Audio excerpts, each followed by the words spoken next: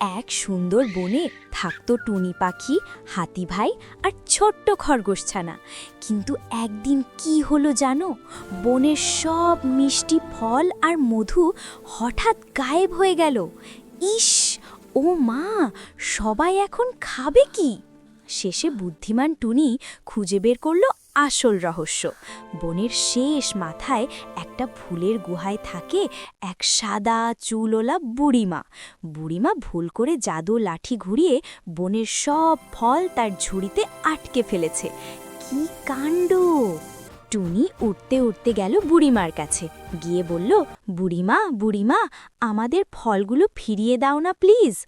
বুড়িমা মিটিমিটি হেসে বলল, ফিরিয়ে তো দেব রে বাপু, কিন্তু আমার যে 3টে জিনিস চাই, সেগুলো এনে দিলেই কেল্লা ফতে। হি। প্রথম কাজ কি জানো? বুড়িমার গুহায় খুব অন্ধকার, তাই তার চাই সূর্যের এক মুঠো সোনালি আলো। বাপরে! টুনি তো মহা চিন্তায়। তখন হাতি ভাই বলল, আরে আমি আছি না। হাতি ভাই তার লম্বা সুর দিয়ে পাহাড়ের চূড়া থেকে এক ঝুড়ি সোনালি জোনাকি ধরে আনলো। ঝকমক ঝকমক গুহাটা আলোয় ভরে গেল। বুড়িমা খুশি হয়ে বলল, বাহ, এবার দ্বিতীয় জিনিসটা চাই। সাগরের তলা থেকে একটা নীল রঙের আয়না পাথর এনে দাও দেখি।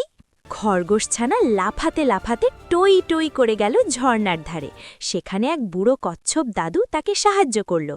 পানির নিচ থেকে খুঁজে পেল এক সুন্দর নীল পাথর, ঝকঝকে তকতকে।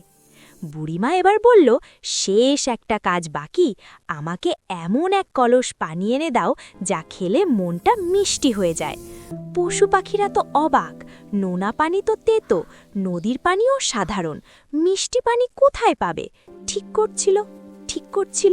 তখন সব পশু পাখি মিলে ঠিক করলো তারা সবাই মিলে আনন্দ করবে।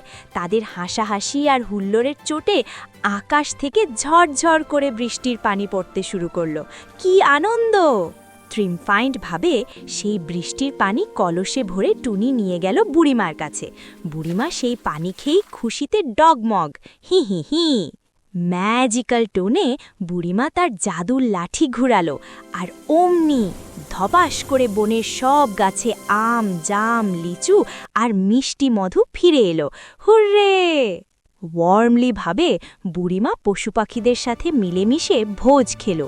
এখন সেই বনে আর খাবারের কোনো অভাব নেই।